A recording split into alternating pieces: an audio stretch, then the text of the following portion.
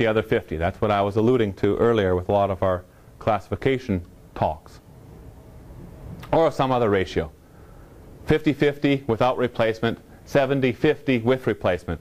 You see that? If we do a 50-50, we can call that an independent validation without replacement. We can do a 70-50. That's a dependent validation because some of the points that were used to build the model are also going to be used to validate the model. Piece of advice to you, if you're data poor, you only have 100 points, do not do any sort of dependent validations. Always do independent validations. You cannot allow classification or training points to be used as validation points when you're data poor. If you're data rich, hundreds and hundreds and hundreds of samples, I'm talking minimum, rule of thumb, 400, 500 sample points for a fairly small study like we deal with a lot around here at ISU, then you can get away with a dependent validation because the probability that each individual sample point is going to have tremendous bearing on your model diminishes when you have hundreds and hundreds of them. Okay? So you can do that. You're going to have trouble getting it published though.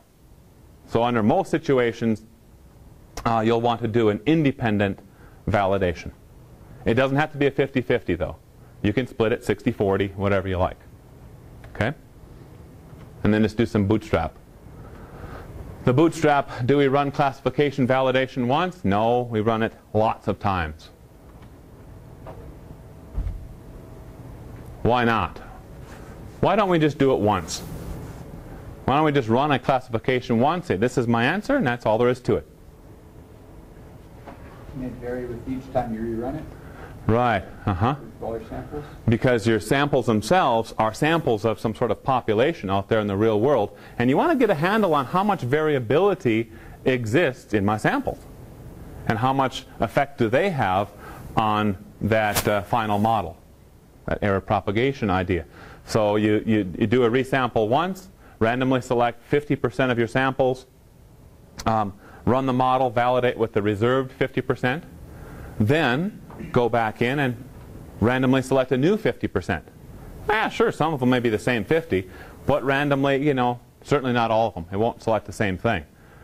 Of course, the balance that's reserved is the other 50 validation sites. You do it a second time, a third time, a fourth time, and so on and so forth. Okay?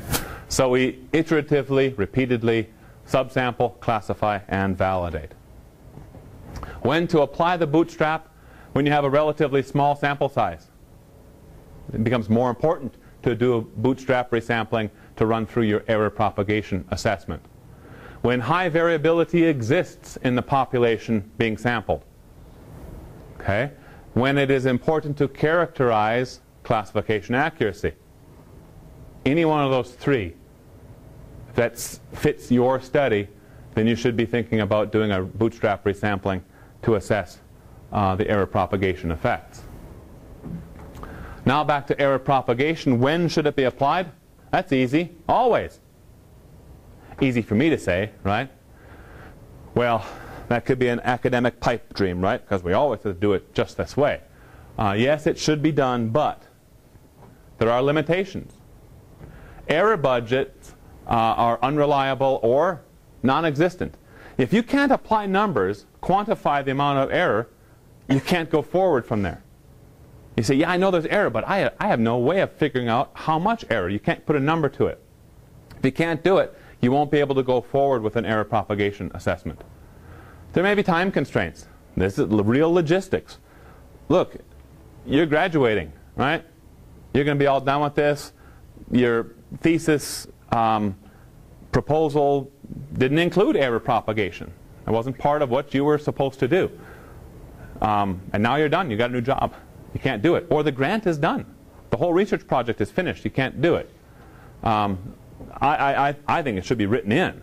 And we do that sort of stuff with a lot of the studies, all the studies we do here. But that's not always the case, of course. And there are other scenarios where we cannot run an error propagation assessment. Can error act Synergistically, can the effective error be greater than the sum of the parts? Individual error budget? Sure. They can start magnifying themselves as they carry through. Recommended reading, if you're interested, I have, I think, every one of these books in the back. Of course, I'm sure that Amazon and Barnes & Noble has them available as well, if you're interested. Key concepts today. I hope that this topic provides you with some additional knowledge in GI science. Hope that you've learned or experienced some new techniques, or at least the idea of performing some new techniques to assess error in your projects. And I hope that you feel that you've been exposed to ideas and concepts that allow you to critically evaluate GIS and GIS data. Questions?